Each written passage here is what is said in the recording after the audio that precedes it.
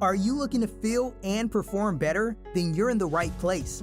Welcome to the Nootralize podcast, where you'll learn how to use evidence-based interventions for enhanced cognitive performance. All right. Thank you, Clay Drinko, for coming on the Nootralize podcast. Thanks for having me. To start with, could you please explain to us what is improv? Sure. Improv is it's a lot of things. I think the most general definition of improv is simply it's unscripted. What I study is what I call theatrical improvisation. Mm-hmm. And so that I think most people know as a group of improvisers take the stage. They ask for some sort of a suggestion from the audience, usually, not always, and then they work without a script, following some general guidelines so that they can better collaborate, and they create a show out of nothing, out of a suggestion, out of an idea, with no script. There's also musical improvisation as well, which has similarities and differences. So what are those structures? Yeah, it's important. It's really important to talk about the structures of improv because some people think of it as just whatever you want, do whatever you want, lawless spontaneity. Mm-hmm. And what I look at is actually really, really structured in order for players to be on the same page with each other. They're called rules or principles, but sort of the rule above all others is there are no rules. So that just means it's important not to get too stuck on the rules, because if you're truly going with the flow, anything could happen. And so you have to always be flexible, even though you're following these so-called rules. I think the most known improv rule that gives it some sort of structure is the rule of agreement. Some people call this yes and that's the idea that when your fellow player has an idea, they make some sort of contribution to the scene, it's your job to go along with that idea, say yes to it. Mm-hmm. Then it's also your job to add new information to their reality. Right.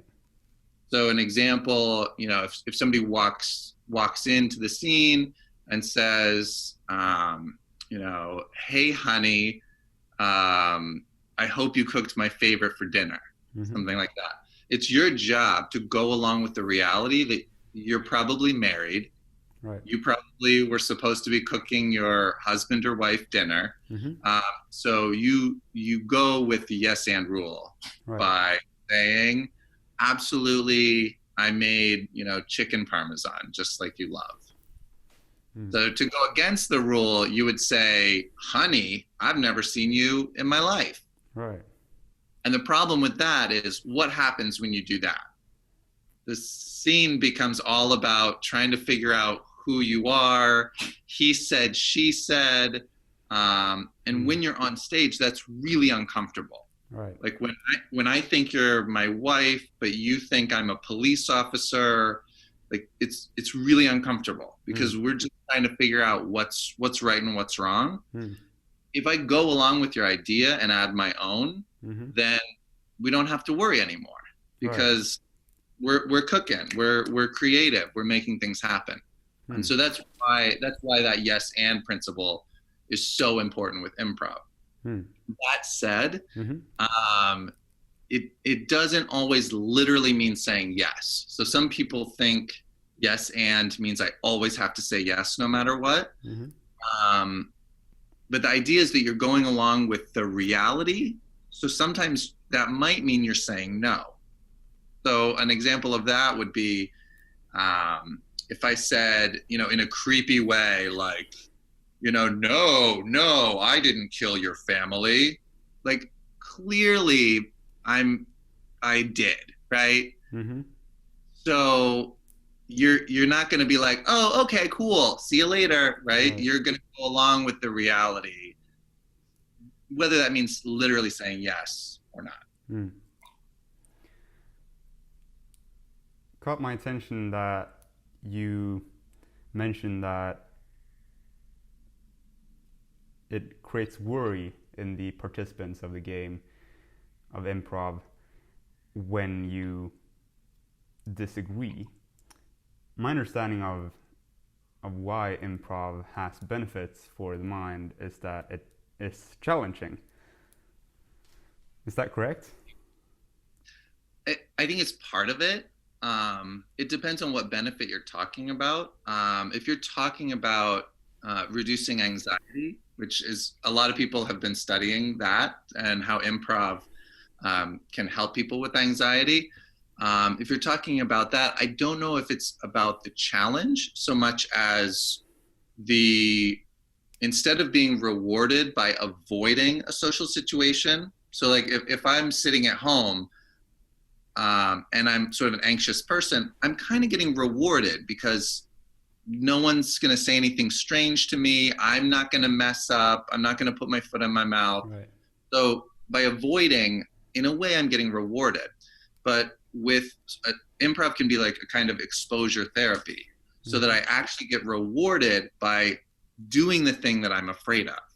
And the reward comes in that feeling of positivity, because we're all working together and going along with each other's ideas.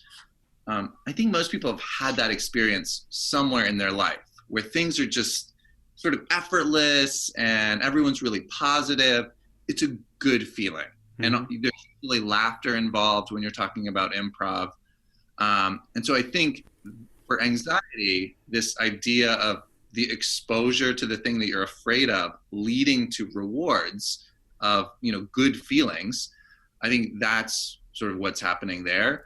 But there are other, the fact that it's challenging, I think is very beneficial, especially when we're talking about long form improv.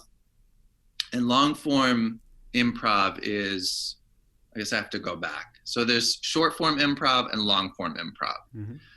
Short form improv are games. So they're usually, one game, somewhere around 2 to 5 minutes long.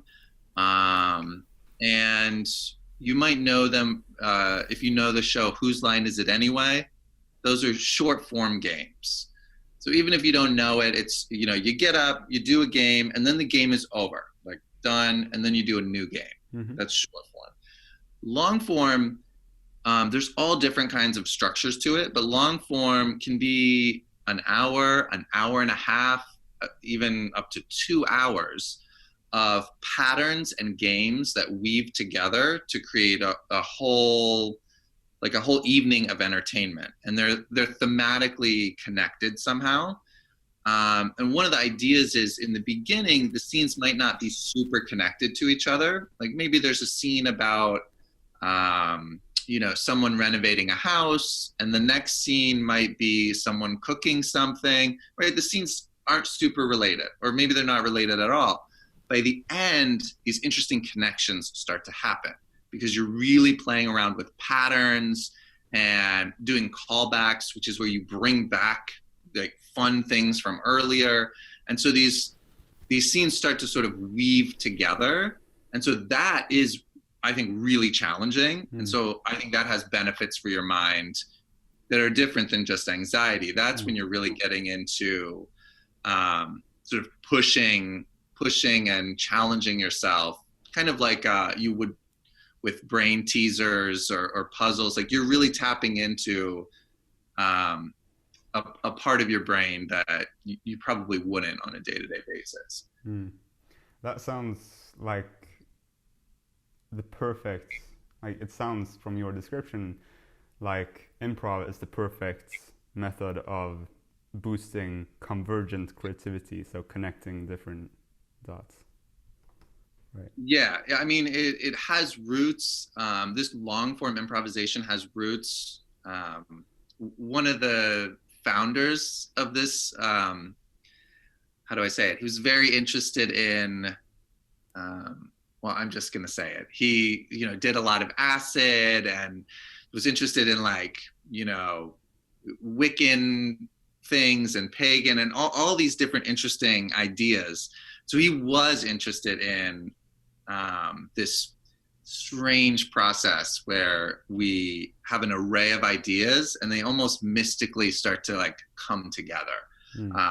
And so it kind of has its roots there. His name is Del Close. And so, yeah, it is a really good, and a lot of even the short form games have to do with word association, naming multiple things in a category. Some of my favorites, like one of my favorites is everyone's standing in a circle and two people, I don't know what it's called for most people. I make up my own names. I call this game 1, 2, 3, clap. So if I'm leading this exercise, I would say 1, 2, 3, and then two people in the circle turn to each other and clap. And as they clap, they say a word, any word that comes to their mind. And so maybe one person says dog and the other person says oven. Like, what? Those two words are not connected, right? But the game is that then one person turns to the next person and they have to try to think of the word that connects those two words. Like, what's the word that's in the middle of those other two words? Right.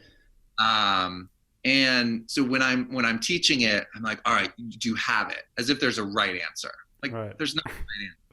I'm like, all right, do you have it? Do you know what it is? Do both of you know what it is? And then they're like, yeah, I got it. And then we do it again, 1, 2, 3, and then they say their word. And as you go around, usually the words get closer and closer and closer together, sort of thematically, or they're more related, until 1, 2, 3, clap, they say the exact same word. And that is kind of the I don't know, the foundation of doing a long form improvisation. Is this idea of like, whoa, we have these totally disparate parts, but because we're working together to try to come up with what holds it all together, you know, by the end of it, we're going to come up with it. And it's fascinating. It does feel, it does feel mystical or otherworldly, or, you know, when it happens, sometimes you're like, how did this happen? Like, we found something that you just wouldn't be able to script. So it does feel a bit magical. Can you elaborate a bit on the effects of improv on the mind, except then for convergent creativity and anxiety reduction? I think one of the reason I got into this work is that after I had done improv for about a year, I sort of got it. I was a little bit better. I was more confident. And I had this experience where I would go on stage and I wouldn't remember anything else until the show was over. And so, I knew it was a good thing. So when I talked to people who were therapists or knew about psychology, people said, that's bad. So that something happened where you're trying to block it out or you're repressing something. And I would watch the tapes of my performance that I didn't remember. And I was charismatic. I was funny. Like, I was way better than I am in my real life. So I knew it wasn't a bad thing. I knew it was a good thing. And so that sort of set off this life work of mine to try to figure out, what is that? What is improv thinking? Because when I wrote my book, you know, what was it, 8 years ago, there was no way of really answering that question. You know, neuroscience was fairly new, fMRI scans were fairly new, like they just hadn't done a lot of applied improv studies yet. And so part of my answer to that in my book was that it shifts your focus. So in my everyday life, I don't know if it's a luxury or a curse, but I can, you know, think a lot. I can think about all the things I need to do, all the things I should be doing. I can think about what I'm going to make for dinner. I do all this thinking. I can think about, like, maybe this person thinks I'm dumb, or, you know, do I have something in my teeth? There's this constant thinking that goes on, at least in my everyday life. I think some people less, some people more. But when I'm improvising, when someone's improvising and they really have embodied these principles, and they have a little, I'm not talking about someone in their first improv class. They'd probably be nervous. But once you start to get it, it shifts your focus. So I cannot be thinking about my taxes. I can't be thinking about, do I have something in my teeth? I have to be so focused on what someone else said to me and what they're doing to get clues to keep the scene going, that I can't worry about that other stuff. Like there's just not room in my conscious thoughts. Like you can only keep a tiny bit of information in your conscious thoughts at one time. Right. So my working theory was that improv forces you to shift your focus. And by shifting your focus, you are more creative, you're more relaxed, you're less self-conscious, you're more open to new ideas, like all the things that, mindfulness teachers and yoga teachers and, all these different people are saying are really good things.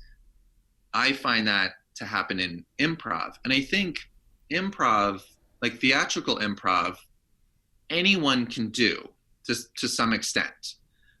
Like for me, I can't enjoy the benefits of musical improvisation because I don't, to acquire those skills would take me a really, really long time. But the great thing about theatrical improvisation is even after doing it for as little as 20 minutes, there are some studies that show it has benefits.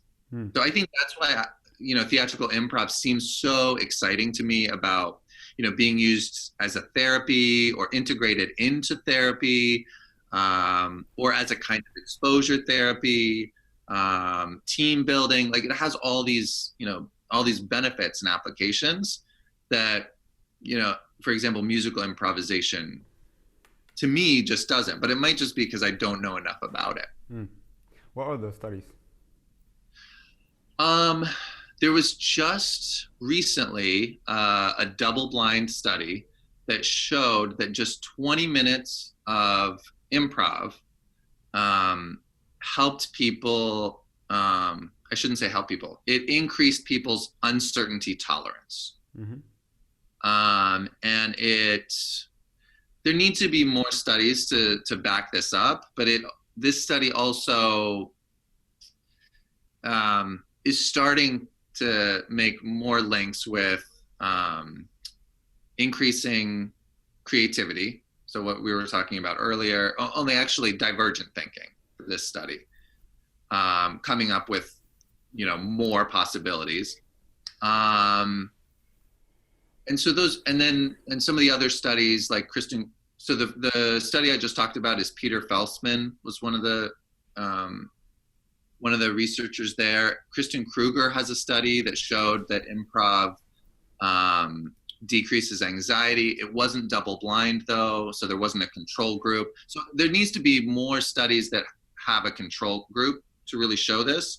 There's also a study that showed that with high schoolers, improv helped them to write more, which as a teacher, I really relate to that as well. I used improv and improv principles in my teaching when I was a middle and high school teacher. And I saw that to be true as well, is that by practicing improv, you practice not worrying about being good. That's one of the big principles, is you can't worry about being good. You just got to do it. Right. And that in improv is called getting out of your head. Right? I can't worry about what I look like or if I'm great. I just do. I have to just make it happen. And when students practice this, it ends up oftentimes being reflected in their writing. Students who might be nervous of like, how do I say that? I don't know what to write next. Suddenly after some improv, they're writing more words and more sentences. Right. So those are some of the studies that have been happening in recent times. May I ask, how can researchers blind the participants from knowing whether they are doing improv or not? Well, that's not the part that is the blind part. Okay. I guess the idea is that there's a control group with this most recent study, and that hasn't been the case. So in the most recent one that Peter Felsman was one of the researchers, there were two different groups. One of them was the improv group, and one of them was the scripted group. So they did really similar. They did 7 different activities, each group, and the activities were parallel to each other. So for example, in the improv group, maybe in a group, they made up a movie that, had a certain title, and they just had to make it up. But with the scripted group, maybe they just had to talk about a movie that they had seen. So, and then they did the study again, making the control group even more scripted, because there was kind of they found that even talking about a movie that you had seen was kind of improv in a way. Like, you still have, like, even right now, like, I don't know what I'm going to say. So even though I'm not improvising, I'm still making it up as I go. So the second time they did the study, they made it really scripted, the control group. And then the uncertainty tolerance for the improv group was much more clearly improved. So I do think there's shades of improv, but in brain scans and in studies like the one I just talked about, if you're looking at totally scripted versus totally improvised, that's when you start seeing like the biggest contrasts. So to clarify for the listeners, there haven't been any double-blind studies, correct? I mean, what would that look like? Double-blind study. Again, I'm not like a psychologist, so. Yeah. So then both the researchers and the participants wouldn't know which intervention they had, so they wouldn't know if they were improvising or if they had a script. So I would. Yeah, I guess not. Yeah, I mean, I don't know what that would look like. Right. I should have said a control group. I see. Okay. Yeah, absolutely. Thanks for the clarification. Yeah, no problem. Can you tell us a bit more about what happens in the brain, like neurologically, not only in the mind but in the brain when you do improv? Sure. One of I think the really only person you can talk about with this is Charles Lim. He has done. It started with jazz musicians doing brain scans of jazz musicians when they're doing like a scale and then a scripted piece. So imagine it's an fMRI. So like there are lots of limitations to this. So they put a tiny little keyboard in there. And so, first time they do something scripted. So first a scripted scale, and second, like a song, a simple song. And then they would improvise. And then he repeated sort of comparable studies with rappers, freestyle rappers. And more recently, and these findings are not out yet, but I think they've done the study more recently on theatrical improvisers, comedic improvisers. And so it looks like similar things are happening with all 3 of those groups in these brain scans. And it's that, and this is one part of it, there's a part of the brain called the dorsolateral prefrontal cortex. And in my way of like super oversimplifying, because I'm not a neuroscientist, that part is associated with your like inner critic or your inner judge or your censor, right? Like, so that might be the part of the brain that's like, don't say that, that's dumb, or, you're talking too much, something like that. And so that part really reduces in activity and with improv and not with scripted. And there's another part of the brain, the medial prefrontal cortex, that's more, I guess it's more associated with creativity, and, partially with language, like language related creativity. And that part dramatically increases in activity with improv. But for me, it's kind of a metaphor for what improvisers already know. Is that, instead of saying improv helps me get out of my head, which is, not at all scientific, I think it's really similar. You can look on this brain scan and say, well, this is what it looks like. Getting out of my head is my dorsolateral prefrontal cortex decreasing in activity and my medial prefrontal cortex increasing in activity. And so I think both have to go together, right? And I can just think about, I can do a thought experiment and just think about myself. I cannot be creative when my judge and critic is activated. I just can't. And I tell students that, right? If they're like, I don't know what to say, I can't do this. The first draft of something is always the most difficult, or usually the most difficult for people, because they're in their head about it. They're worried about the final product. And so for me, those two things go together. Like the critic has to be quieter. I can't worry about the results. And then I can be more creative. It's like inversely proportional. Do you think that those effects are thanks to not having a script? So basically just improvising based on what you come to think of in the moment? Or do you think that the other principles and structures that you mentioned earlier that improv consists of, do you think that they play a larger role, or do they both have to be included to get the results? I mean, I think I think they both have to be included, but I think it's the principles that are much more important, because if I just don't have a script and someone says, just make it up, I feel really uncomfortable. Like I'm not in the zone. I'm not flowing. I just feel nervous. And so that's not great for my creativity. It doesn't particularly feel good physically or mentally. But when I'm following these principles, knowing that someone else is going to go along with my idea is really liberating.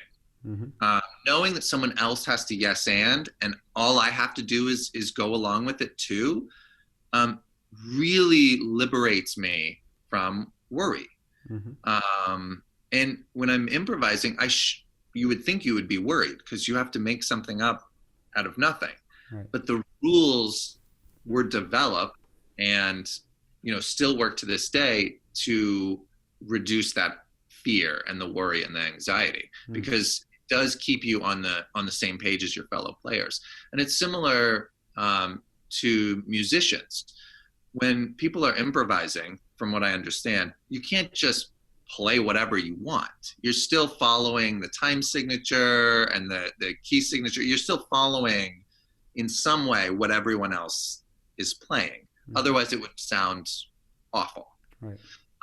And so theatrical improvisation is similar. Instead of having, a time and key signature, instead we yes and each other, and we try to make each other look good.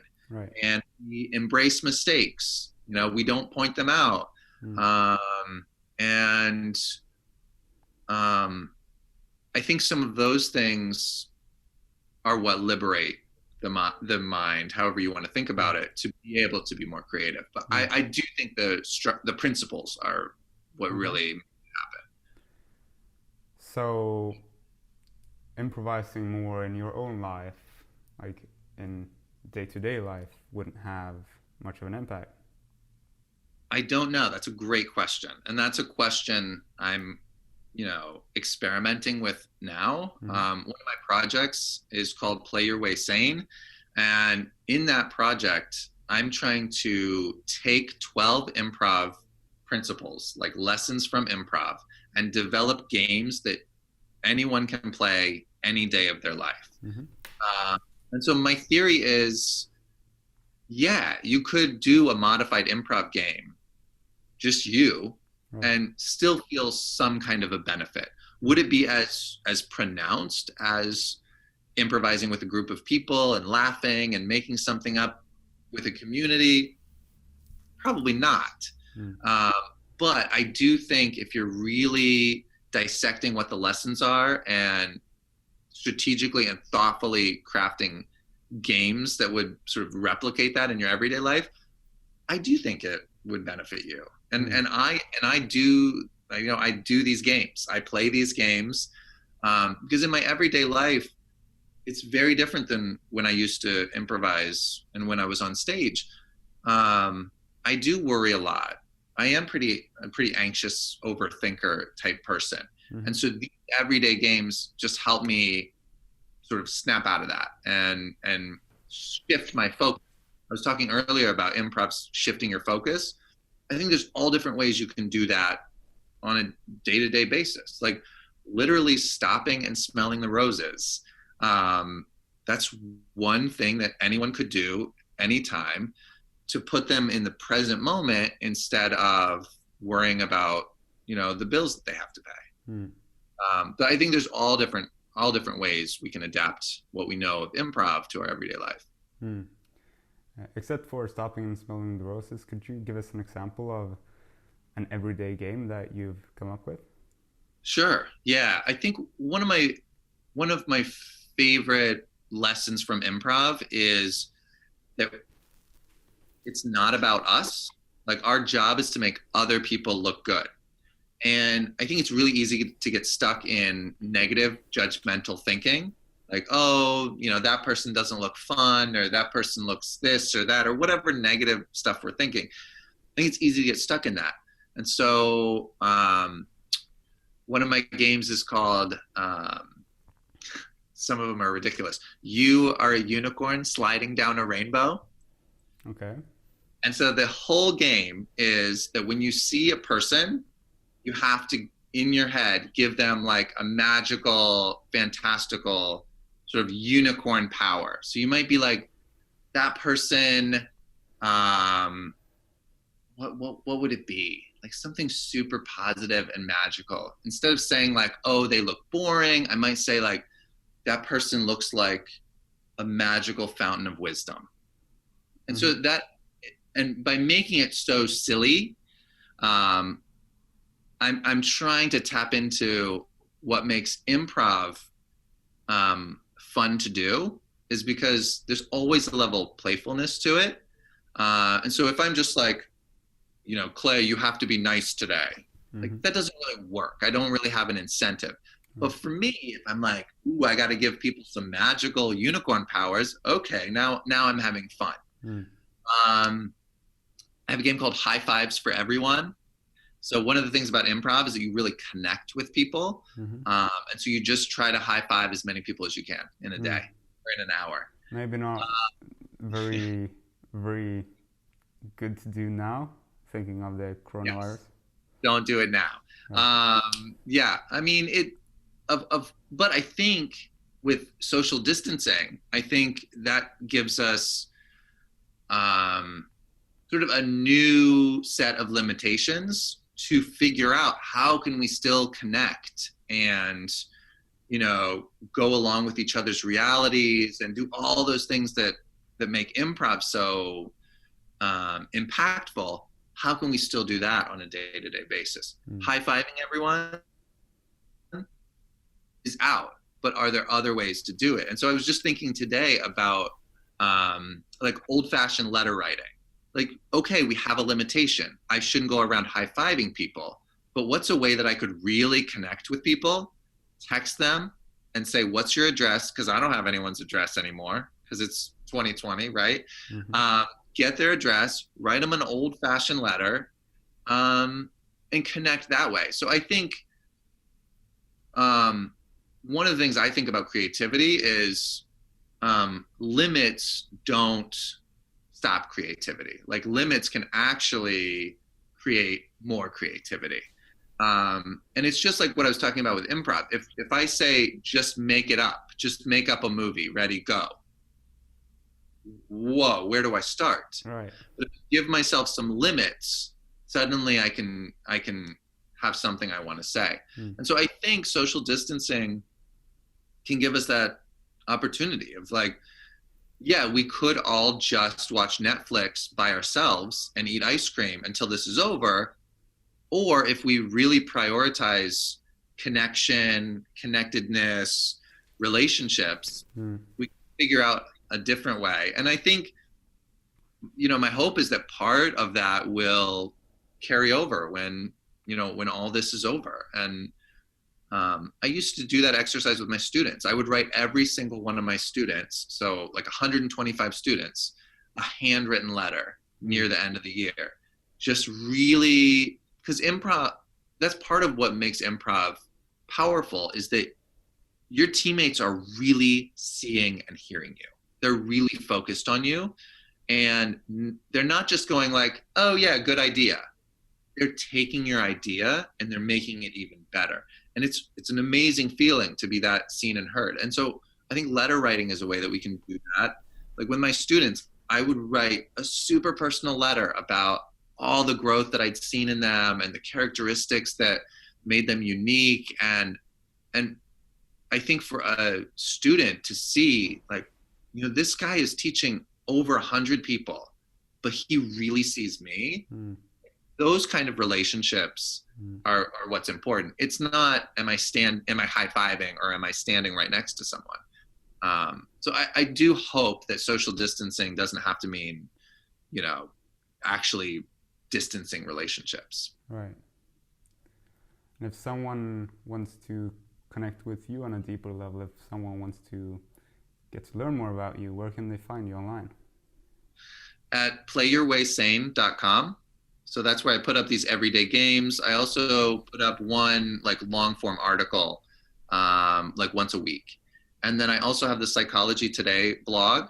So that's more serious. You know, I'm very fortunate. I get to research, and then I get to email the smartest experts working in the field, and they actually email me back because it's Psychology Today. And so I really get to dig deep once a month on a topic, on, you know, the broad idea is improvisation, science, and the everyday.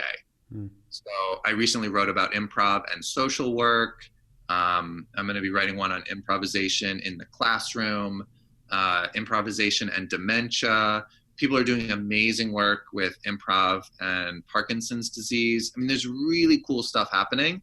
So it's nice to have the Psychology Today platform to just explain to everyone what that is. Because I'm almost, at this point, more like a journalist. Like, I'm not doing the studies, but I do get to interview the people who are and translate their findings so that everyone can get the most out of it, spread the word, get more funding for more research. So I think those are the main places: Psychology Today and playyourwaysane.com. We'll include links to those places in the show notes. Perfect. Thank you. And thank you, Clay, for coming on the Nootralize podcast. Thank you. Thanks a lot. Thank you for listening to this episode of the Nootralize podcast. Please remember to not take anything that we said as professional medical advice, diagnosis, or treatment. For an evidence-based, personalized nootropic recommendation, go to beta.nootralize.com. That's beta.nootralize.com.